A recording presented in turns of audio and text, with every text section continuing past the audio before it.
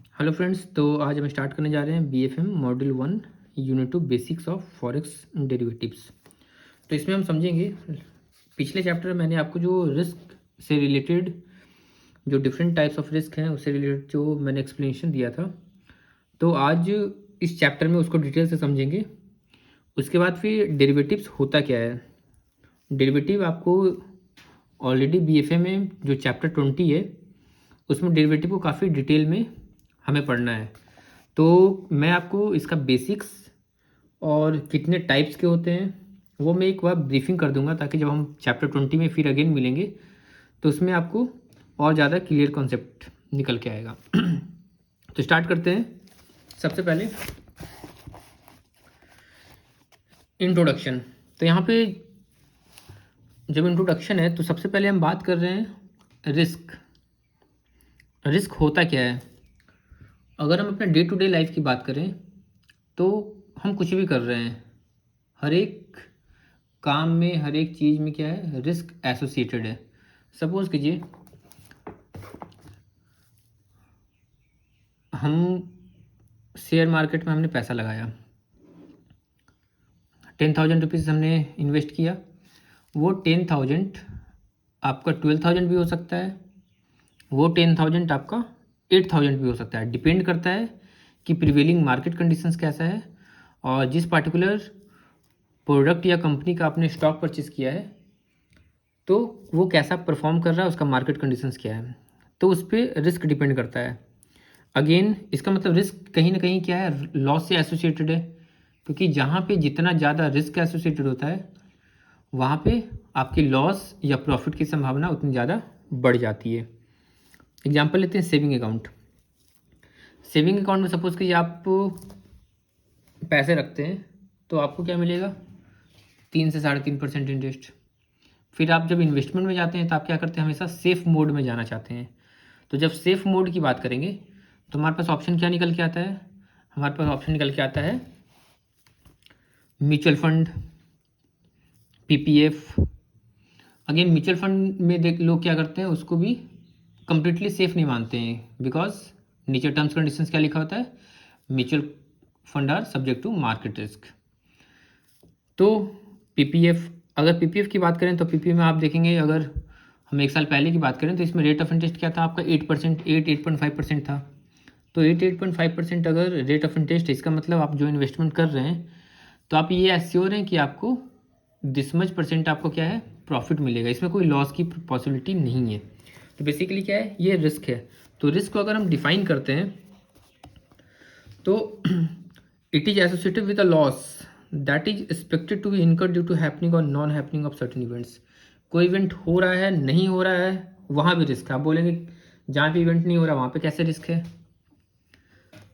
Example लेते हैं, suppose कीजिए आप आराम से अपने घर में सोए हुए हैं, रात में क्या हुआ, 3 बजे भूकंप आ गया। आप तो आराम से घर के अंदर सेफ थे, लेकिन भूकंप आया तो again there is risk associated with it. हो सकता है अगर अर्थक्वेक का जो मैग्नीट्यूड है अगर वो सपोज कीजिए 5.5, 6 से एक्सीड करता है तो कहीं ना कहीं डैमेज होने की पॉसिबिलिटी ज़्यादा होती है। तो वहाँ पे क्या है, अगर आपका रिचर स्केल में ज़्यादा मैग्नीट्यूड आ रहा है, ज़्यादा इंटेंसिटी का अर्थक्वेक आ रहा है, तो आप घर में रह के भी क्या है, सेफ नहीं है। तो वहाँ भी क्या है, that is the non happening of certain events. Means वो इवेंट था, आपको पता नहीं था कि वो इवेंट होने वाला है, बट अचानक से क्या हुआ, वो इवेंट हो गया। कुछ इवेंट्स होते हैं तो उसके कारण क्या होता है, आपका रिस्क एसोसिएटेड होता है। So it is an unplanned event with financial consequences resulting in loss और रिड्यूस्ड अर्निंग्स। तो एक तरीके से क्या है, ये अनप्लान्ड इवेंट है with financial consequences. Financial consequences मतलब क्या हुआ, सपोज कीजिए हमने जो पैसे इन्वेस्ट किए या तो वो प्रॉफिट होगा या लॉस होगा। तो यहाँ पे क्या है, ये फाइनेंशियली लिंक्ड है, so it may be result in loss और रिड्यूस्ड अर्निंग्स। तो कहीं भी अगर अनप्लान्ड इवेंट होता है तो वहाँ पे आपका जो अर्निंग्स है वो क्या हो जाता है, कम हो जाता है। और इस किस पे डिपेंड करता है, area of operation, volume, number of players, etc। अब हम क्योंकि फॉरेक्स से रिलेटेड चीज़ों को पढ़ रहे हैं, तो फॉरेक्स के कंटेक्स्ट में अगर हम रिस्क की बात करें तो आपको पता है फॉरेक्स क्या 24/7 मार्केट है। डिफरेंट टाइम जोन्स के कारण क्या होता है, ये 24/7 होता है, और पॉसिबिलिटीज़ होती है एक जगह मार्केट अगर बंद है तो दूसरी जगह मार्केट ओपन है। तो again it depends on the area of operation, volume, number of players etcetera, कितने volume of transaction per day हो रहे हैं, फिर आपका कितने लोग उससे एसोसिएटेड है। इसका नेचर क्या होता है, काफ़ी कॉम्प्लेक्स होता है जो आपका फॉरेक्स है। तो the arena of international trade and foreign exchange operation is also prone to risk mainly due to its complex nature of transactions. Complex nature के कारण क्या होता है, रिस्क कहीं ना कहीं ज़्यादा एसोसिएटेड होता है। तो रिस्क को हम कंप्लीटली क्या कर सकते हैं, ख़त्म नहीं कर सकते, लेकिन उसको मिटिगेट कर सकते हैं। और जब एक्सचेंज मार्केट है तो यहाँ पे आप देखते हो हर मोमेंट क्या होता है, एक्सचेंज रेट फ्लक्चुएट करता है, तो उसके कारण क्या होता है, एक्सचेंज रिस्क आता है, और भी different types of risk associated होते हैं। और रिस्क और रिटर्न मैंने आपको बताया ये क्या है, ये डायरेक्टली एसोसिएटेड है। जितना ज़्यादा रिस्क उतना ज़्यादा रिटर्न, जितना ज़्यादा रिस्क उतना ज़्यादा लॉस। वाइज दोनों आपका क्या है, दोनों पॉसिबिलिटीज़ है। So the risk related to volatility in prices, exchange and interest rates of exposure such as commodities, currencies or shares and bonds need innovative instrument that could hedge their value. Hedging means what? Hedging means we are trying to neutralize the effect of a risk. Next है derivative. अब derivative आया है तो मैं थोड़ा सा derivative को आपको एक्सप्लेन करता हूँ कि डेरिवेटिव एक्चुअली होता क्या है, इसको समझते हैं। ये चैप्टर 20 में आपको डिटेल में पढ़ना है, लेकिन हम इसको यहाँ पे थोड़ा सा समझने की कोशिश करते हैं।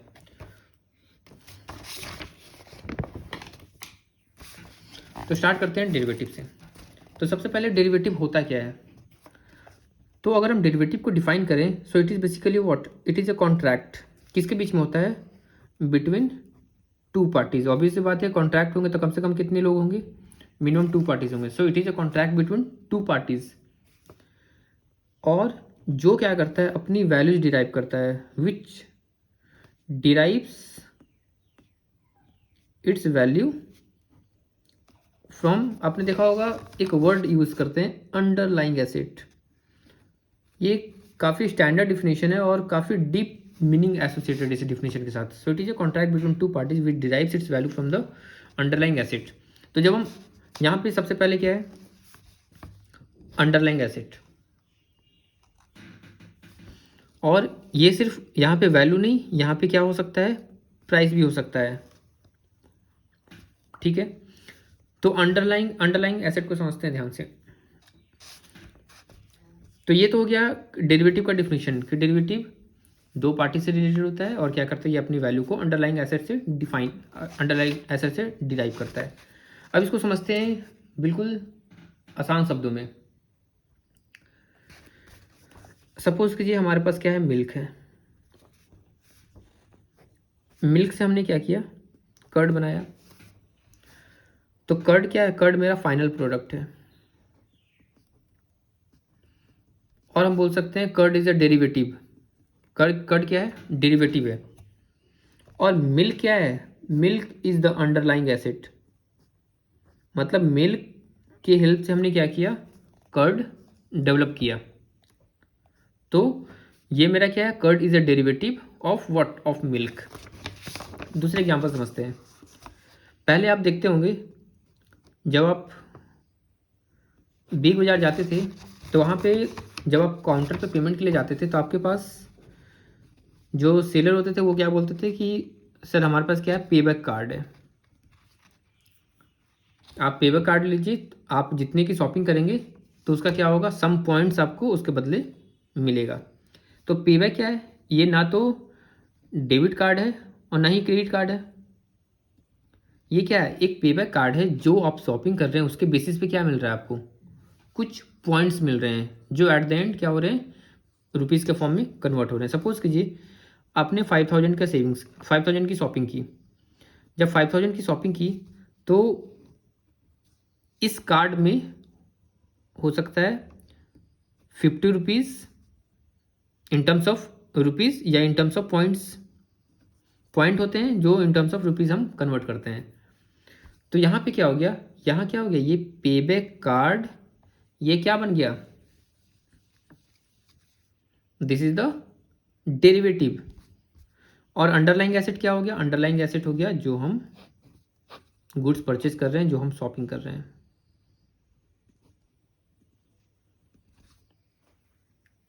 इसका मतलब क्या हुआ कि हम क्या कर रहे हैं, एक ऑब्जेक्ट से दूसरे ऑब्जेक्ट को डिराइव कर रहे हैं। नेक्स्ट क्वेश्चन ये आता है, अब क्योंकि इसमें यहाँ पे ज़्यादा डिटेल में नहीं पढ़ना है, इसलिए मैं आपको ज़्यादा डिटेल में नहीं बताऊंगा। जब हम डेरिवेटिव चैप्टर को पढ़ेंगे तो उसमें बहुत डिटेल में जाएंगे। अब डेरिवेटिव क्वेश्चन आता है, हम क्यों यूज़ करते हैं, डेरिवेटिव की ज़रूरत क्या पड़ती है। तो अगर हम डेरिवेटिव की बात करें तो इसको समझने के लिए आपको स्टॉक को समझना पड़ेगा। तो ये सारे डिटेल हम उसमें डिस्क्राइब करेंगे, बट हम आपको शॉर्ट में बता देते हैं कि डेरिवेटिव हम क्यों यूज़ करते हैं।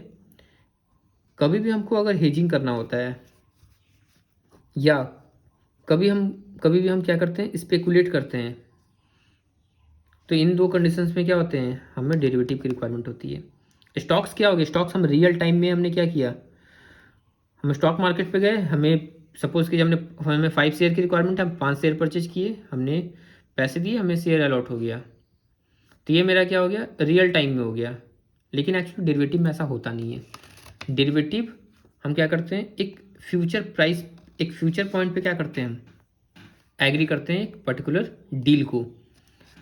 इसको और समझते हैं। सपोज कीजिए ये पर्सन ए है, पर्सन ए क्या कर रहा है, ये गोल्ड परचेज करना चाह रहा है। सपोज कीजिए ये 10 ग्राम गोल्ड परचेज करना चाह रहा है। 10 ग्राम गोल्ड की सपोज कीजिए वैल्यू जो है 45,000 है। लेकिन ए क्या है, ए के पास क्या है, सफिशिएंट पैसे नहीं है। तो ए के पास जब सफिशिएंट पैसे नहीं है तो ए क्या कर रहा है, गोल्ड परचेज नहीं कर पा रहा है। तो अगर ये रियल टाइम में गोल्ड परचेज कर लेता तो ये क्या हो जाता है, जस्ट लाइक स्टॉक। और क्योंकि ये रियल टाइम में परचेज नहीं कर पा रहा है तो ये क्या करेगा, ये जाएगा, ये बोला कि ये क्या गया, एक ज्वेलरी शॉप में गया, ज्वेलरी शॉप में जाके बोला कि हम जो है 10 ग्राम गोल्ड खरीदना चाहते हैं आज की प्राइस पे, 45,000 जो प्राइस है आज की प्राइस पे हम गोल्ड खरीदना चाहते हैं, लेकिन हमारे पास जो पैसे आएंगे ये नेक्स्ट मंथ आएंगे,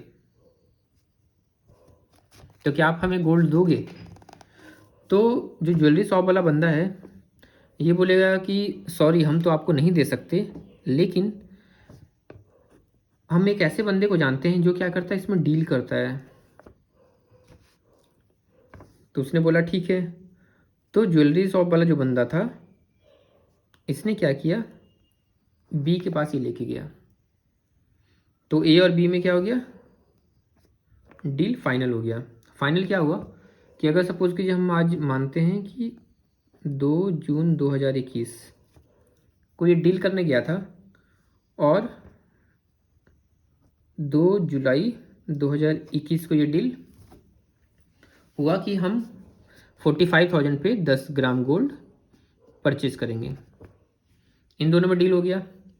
अब क्या हुआ, जब आपका 2 जुलाई आया तो केस 1 क्या हुआ, केस 1 ये हुआ कि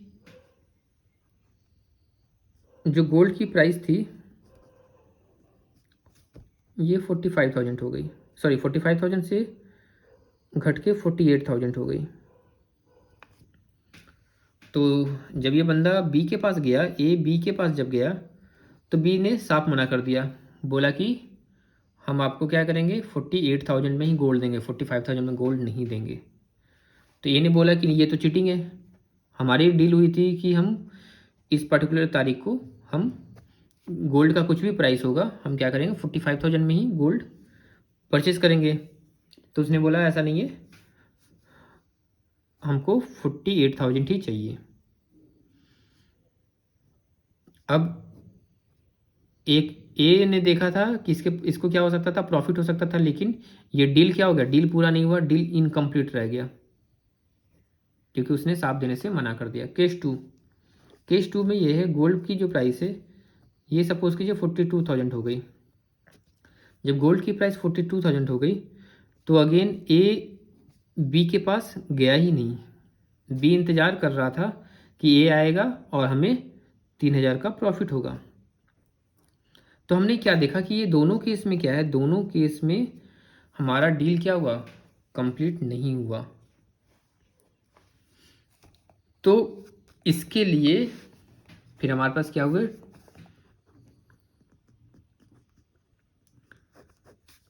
डेरिवेटिव के अंदर डिफरेंट सारे ऑप्शंस को एक्सप्लोर किया गया।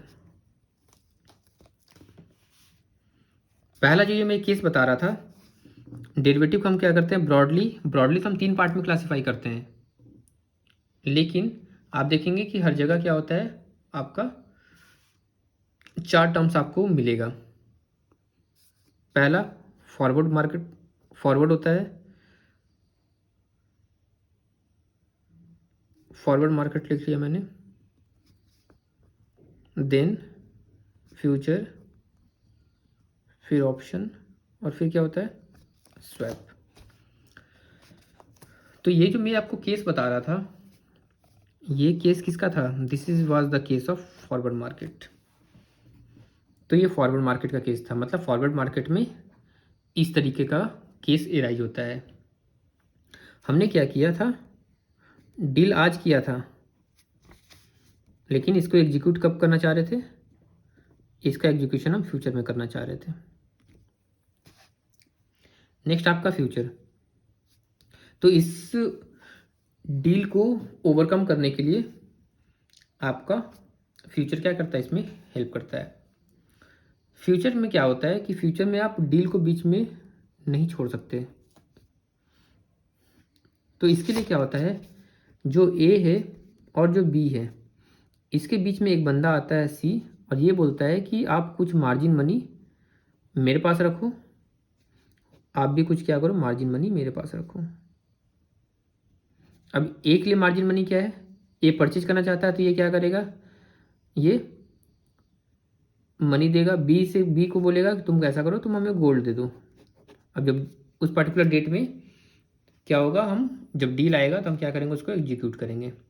तो यहाँ पे ए भी नहीं भाग सकता, बी भी नहीं भाग सकता। तो ये हो गया हमारा फ्यूचर। और इसमें हम क्या देख रहे हैं कि कॉन्ट्रैक्ट को दो पार्टी ने मिलके एग्री किया, और इसमें एक पॉसिबिलिटी और होती है कि ये कॉन्ट्रैक्ट को हम किसी भी टाइम में कैंसिल कर सकते हैं, can be cancelled at any point of time. इसमें ऐसा नहीं था, इसमें आपको कैंसिल करने के लिए डील आप क्या करोगे, आप ए बी के पास जाएगा, बी को कन्विंस करेगा, अगर बी एग्री करता है तभी जाके क्या होगा, ये डील कैंसिल होगा। तो ये हो गया आपका फॉरवर्ड मार्केट, ये हो गया फ्यूचर मार्केट। नेक्स्ट है आपका ऑप्शंस। अगर हम ऑप्शन की बात करें तो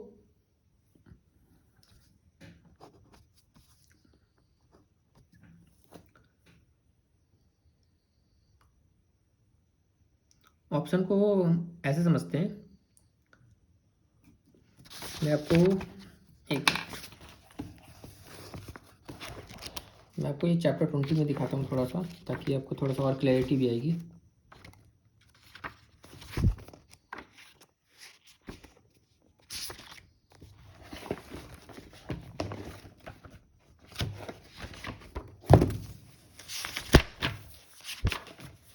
ये डेरिवेटिव प्रोडक्ट्स है जिसमें फॉरवर्ड ऑप्शंस,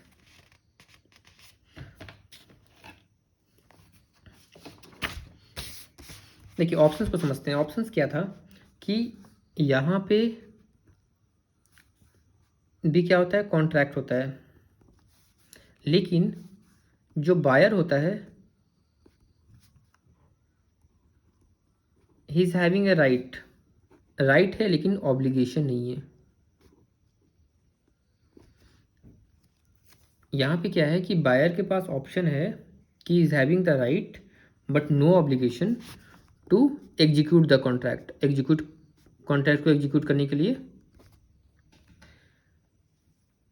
क्या है, ये एग्जीक्यूट करने के लिए आपका वो ऑब्लिगेशन, कोई ऑब्लिगेशन नहीं, मतलब वो करना चाहता है कर सकता है, नहीं करना चाहता है नहीं कर सकता है। नेक्स्ट, अब आप देखेंगे ऑप्शन में ब्रॉडली क्या होता है, दो तरह के होते हैं, एक पुट होता है और एक आपका कॉल होता है। तो पुट और कॉल, जब हम कॉल की बात करते हैं तो कॉल में क्या होता है, कॉल को आप ऐसे समझिए बाई और पुट को समझिए सेल। मतलब कॉल में हम क्या करते हैं, कॉल ऑप्शंस क्या करता है, वो राइट प्रोवाइड करता है two by the underlying product at a pre fixed rate. जो फिक्स किया हुआ अमाउंट है उस पर क्या करेगा, वो अपने ऑर्डर को एग्जीक्यूट कर सकता है on a specified future date, एक पर्टिकुलर फ्यूचर डेट में एग्जीक्यूट कर सकता है। उसी तरीके से पुट में क्या है, सेम, वो क्या कर सकता है, सेल कर सकता है अंडरलाइंग एसेट को at a fixed rate on a future date. तो ये आपका ऑप्शन हो गया। स्वैपिंग, स्वैपिंग में आप देखे होंगे, स्वैप का मतलब क्या होता है, अदला बदली, मतलब ए बी के पास चला गया, बी ए के पास चला गया, जो बी के पास गुड्स था वो उसने ए को दे दिया, ए के पास जो गुड्स था उसने बी को दे दिया, स्वैपिंग हो गया। तो जब हम स्वैपिंग की बात करते हैं तो यहाँ पे फॉरेक्स से रिलेटेड, फिर आप देखेंगे इंटरेस्ट से रिलेटेड क्या होते हैं, फॉरेक्स स्वैप, इंटरेस्ट स्वैप। तो मैं आपको इंटरेस्ट के टर्म में आसान भाषा में समझाता हूँ।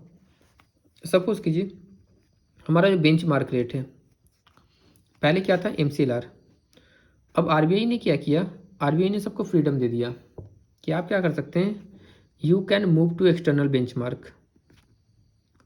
और जब एक्सटर्नल बेंचमार्क पे आप जाएंगे तो आपके पास क्या ऑप्शंस होंगे, आपके पास ऑप्शंस होंगे कि आप RLLR या कोई इसको RBLR, मतलब रेपो लिंक्ड इंटरेस्ट रेट, यहाँ हो गया रेपो बेस्ड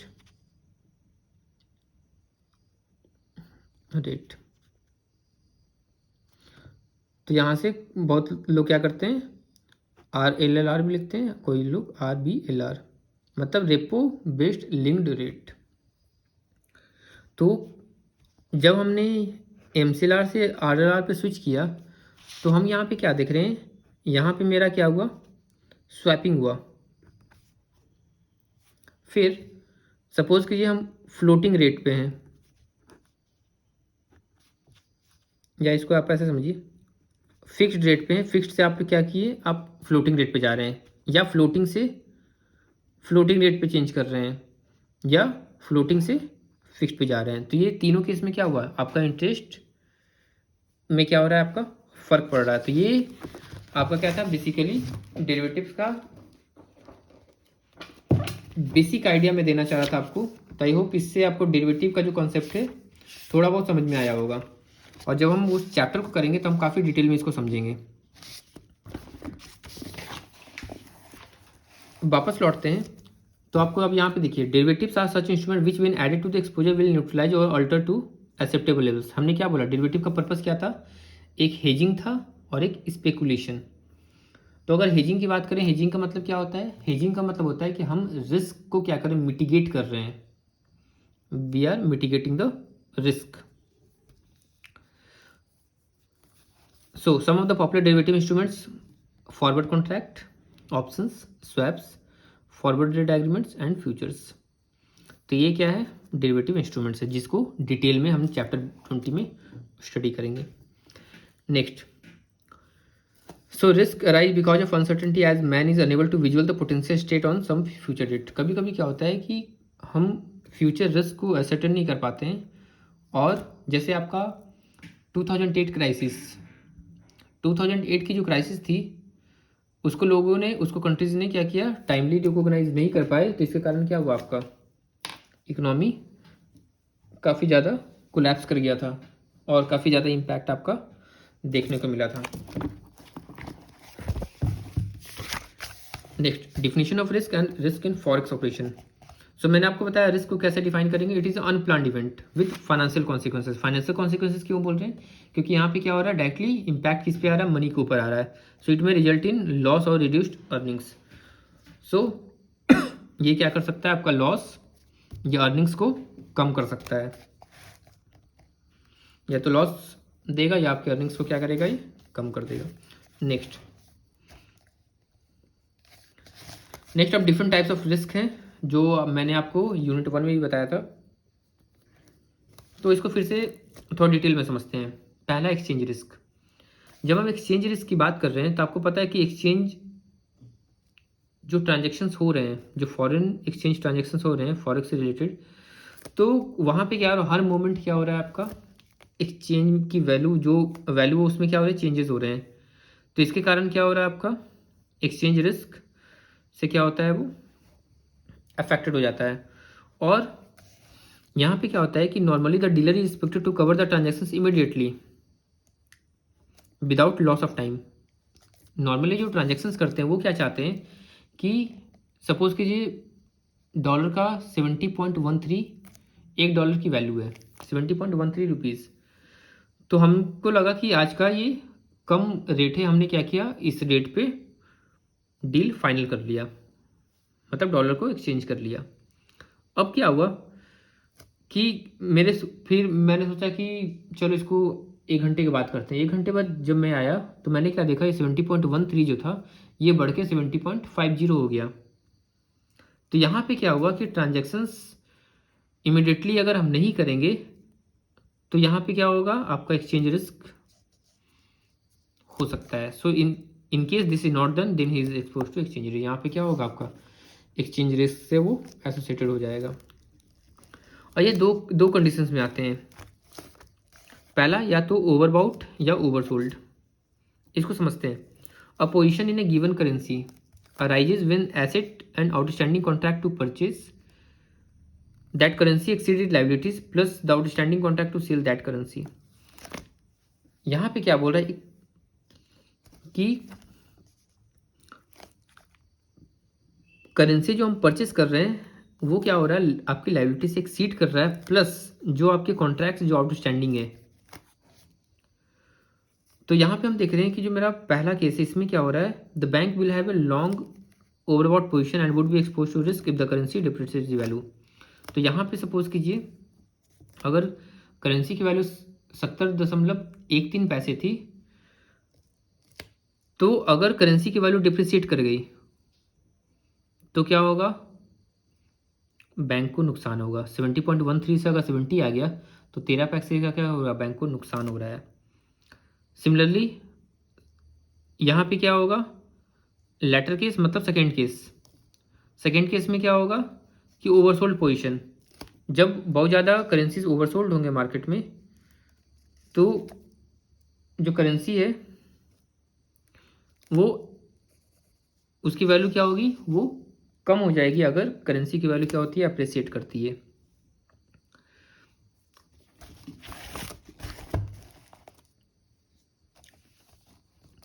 नेक्स्ट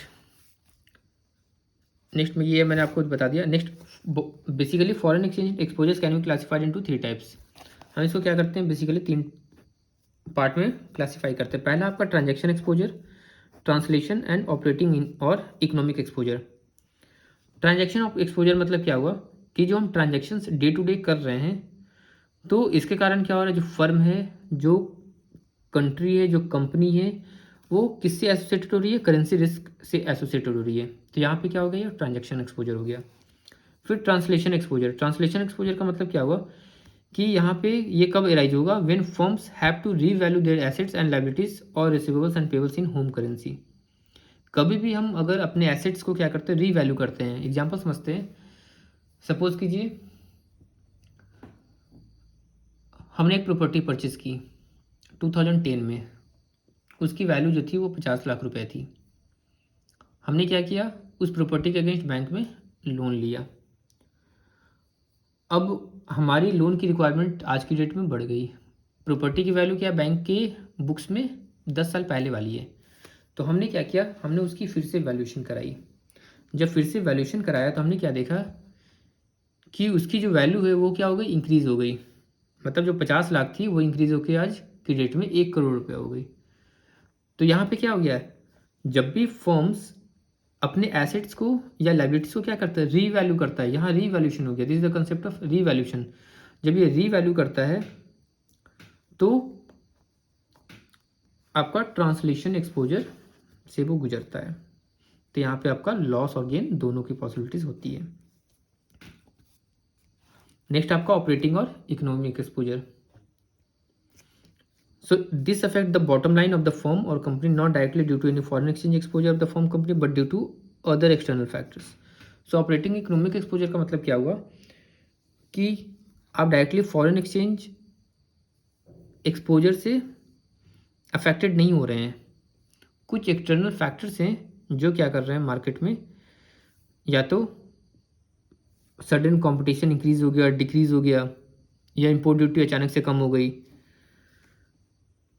या फिर आपका प्राइस कम हो गया एक्सपोर्टर्स के कंट्रीज में। तो इस तरीके से जब डिफरेंट फैक्टर्स या कुछ गवर्नमेंट पॉलिसीज आ गई तो ये क्या है, these are the external factors. इसके कारण क्या होगा, आपका अफेक्ट किसको करेगा, ये फॉरेन एक्सचेंज एक्सपोजर को क्या करेगा, अफेक्ट करेगा। एग्जाम्पल लेते हैं HMT वॉचेज। आपने सुना होगा HMT, स्टार्टिंग में लोग क्या करते थे, HMT की वॉच प्रीफर करते थे और काफ़ी इसका अच्छा डिमांड था। 1970s में देखें तो काफ़ी अच्छा डिमांड था, लेकिन 1980s में क्या हुआ, इसकी इंपॉर्टेंस कम हो गई क्योंकि इसकी डिमांड कम हो गई। क्यों? Because of import of cheap technology in the form of quartz watch, क्योंकि ये क्या कर रहा था, चीप टेक्नोलॉजी ले रहा था।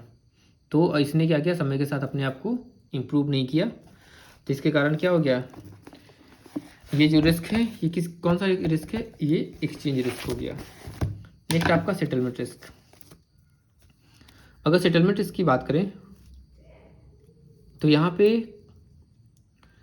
मैंने आपको बताया था सेटलमेंट में दो तरह का केस होते हैं। जब दो पार्टी कॉन्ट्रैक्ट करती है और कॉन्ट्रैक्ट करने के बाद पहला पार्टी अपने कॉन्ट्रैक्ट को फुलफिल नहीं कर पा रही है, तो उसके कारण जो रिस्क एसोसिएटेड होगा वो कौन सा होगा, सेटलमेंट रिस्क। और प्री सेटलमेंट में क्या होता है, प्री सेटलमेंट में कॉन्ट्रैक्ट के पहले क्या हो रहा है, वो जो कॉन्ट्रैक्ट का टर्म्स कंडीशंस उसको ब्रीच किया जा रहा है। So forex markets facilitate conversion of currencies, movement of funds, global investment, travel and tourism, all culminating into a huge daily turnover. So this volume is transacted between the market participants worldwide without the use of a single central clearing house. तो आप देख रहे हैं कि कितने huge amount में क्या होता है, आपका डे टू डे ट्रांजेक्शन्स होते हैं। डेली टर्नओवर आपका 5.1 ट्रिलियन US$ है। तो आप इमेजिन कर सकते हैं कितना बड़ा टर्नओवर डेली बेसिस पे हो रहा है। और सबसे इंटरेस्टिंग बात यह है कि इतना बड़ा टर्नओवर होने के बाद भी हमारे पास कोई सिंगल सेंट्रल क्लियरिंग हाउस नहीं है। हम क्या कर रहे हैं, इसको ओवर द काउंटर मार्केट में क्या कर रहे हैं, ये सारे ट्रांजैक्शंस को कर रहे हैं। So in the absence of such single global centralize clearing house, each foreign exchange market participant has to make and receive payments on individual basis. क्योंकि सेंट्रल क्लियरिंग हाउस नहीं है तो सारे ट्रांजैक्शंस क्या हो रहे हैं, on the basis of individuality, individual basis पे क्या हो रहे हैं, सारे ट्रांजैक्शंस हो रहे हैं। So this entails counter party credit risk for each transaction. तो इससे क्या होता है कि क्रेडिट रिस्क क्या हो रहा है, वो अराइज हो रहा है।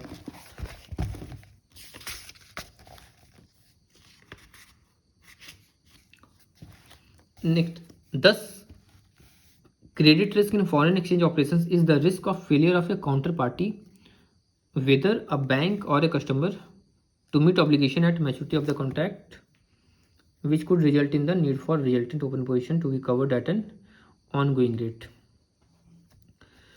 तो यहाँ पे क्या हो रहा है, आपका क्रेडिट रिस्क अराइज हो रहा है, और जो क्या है is the risk of failure of counter party. ये क्या हो रहा है, फेलियर किसका, काउंटर पार्टी का, जिसने आपके साथ डील किया, चाहे वो बैंक हो सकता है या कस्टमर हो सकता है, to meet obligation at maturity of the contract. जो आपका कॉन्ट्रैक्ट में ऑब्लिगेशन था दोनों का, उसको फुलफिल नहीं किया गया। So pre settlement risk, risk of failure of the counter party due to bankruptcy, closure और any other reason before maturity of the contract. मैंने आपको बताया कि कॉन्ट्रैक्ट मैच्योर होने के पहले ही क्या हो रहा है, वो रिस्क अराइज हो रहा है। हो सकता है कि कंपनी बहुत बड़े लॉस में चली गई, या टेक्नोलॉजी चेंज के कारण उसने मार्केट में अपने आप को रिवैम्प नहीं कर पाई, जिसके कारण क्या हो गया, वो कॉन्ट्रैक्ट मैच्योर होने के पहले ही क्या हो गया, वो क्रेडिट रिस्क आ गया, उसने बैंक्रप्सी फाइल कर दिया या उसका बिजनेस क्लोज हो गया. So this entails the risk of only market differences and is not an absolute loss for the bank. So ये क्या होता है, ये जो रिस्क है वो मोस्टली क्या होते हैं, मार्केट डिफरेंसेस के कारण ये अराइज होते हैं और ये एब्सोल्यूट लॉस बैंक का नहीं होता है. नेक्स्ट आपका सेटलमेंट रिस्क. सेटलमेंट रिस्क में क्या हो गया, risk of failure of the counter party during the course of settlement. और सेटलमेंट रिस्क में मैंने आपको एग्जांपल दिया था कि इंडिया में सपोज कीजिए आपने कोई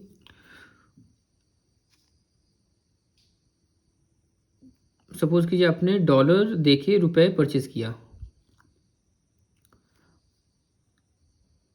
डॉलर को कन्वर्ट किया आपने रुपए के फॉर्म में. अब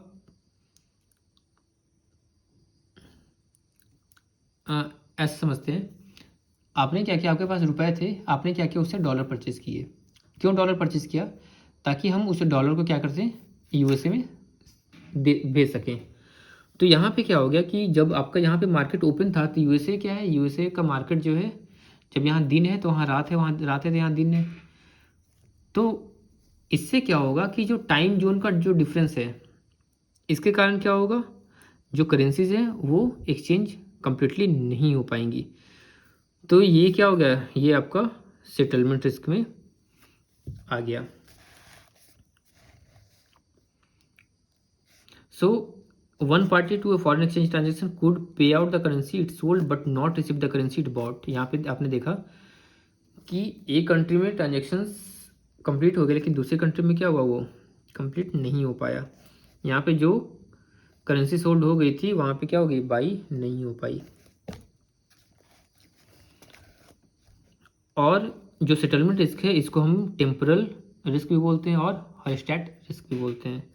और इसका नाम कब पड़ा था, जब आपका 1974 में बैंकहॉस हर्स्टेट का जब फेलियर हुआ था तो आपका ये रिस्क अराइज हुआ था. नेक्स्ट आपका थर्ड है लिक्विडिटी रिस्क. अगर हम लिक्विडिटी रिस्क की बात करें, इसका मतलब ये हुआ, लिक्विडिटी रिस्क का मतलब क्या हुआ कि आपके पास पैसे सफिशिएंट नहीं है, और जब पैसे सफिशिएंट नहीं है तो आप क्या है, आप लिक्विडिटी रिस्क से एसोसिएटेड है. So when a party to a foreign exchange transaction is unable to meet its funding requirement और execute a transaction at a reasonable price, it creates a liquidity risk. Suppose कीजिए कि आपको एक खबर मिली कि जो लैंड है वो काफ़ी सस्ते में मिल रही है, तो आपको इच्छा है लैंड परचेज करने की, लेकिन आपने देखा कि आपके बैंक बैलेंस सफिशिएंट नहीं है उसको उस ऑब्लिगेशन को मीट आउट करने के लिए. तो अब यहाँ पे क्या होगा, यहाँ पे लिक्विडिटी रिस्क राइज हुआ, क्योंकि आप उस डील को एग्जीक्यूट नहीं कर पाए, क्योंकि वो क्या था, काफ़ी रीजनेबल प्राइस था, आपके पास पैसे नहीं थे, इसके कारण क्या हुआ, वो अपना डील को एग्जीक्यूट नहीं कर पाए. तो यहाँ पे क्या होगा, ये लिक्विडिटी रिस्क यहाँ पे अराइज हो गया.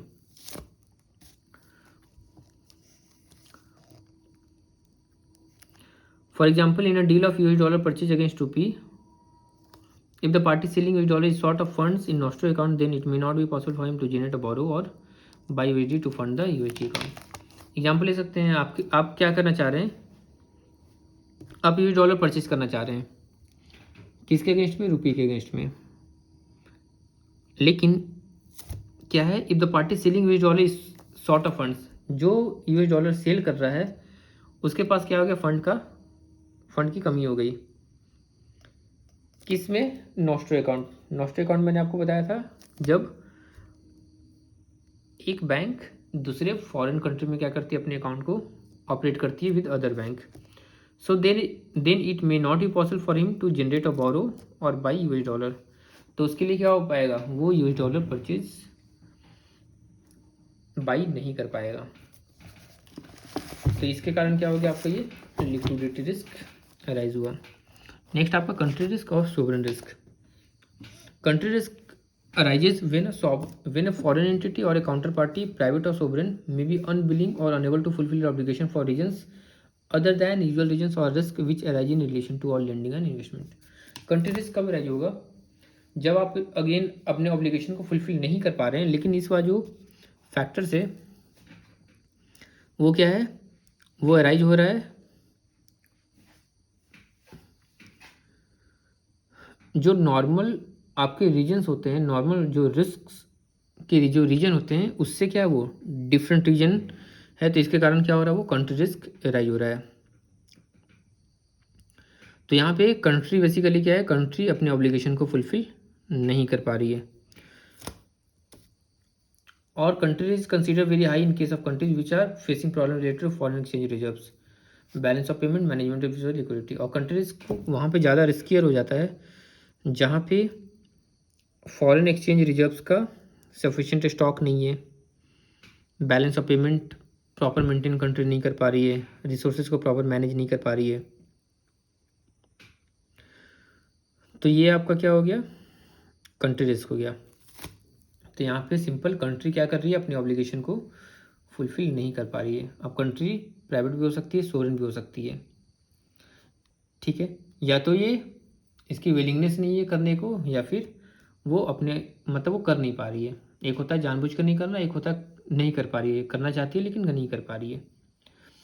अदर देन यूजुअल रीजन्स और रिस्क, नॉर्मल जो रीजन्स होते हैं उससे अगर हट के कोई रीजन हो रहा है तो।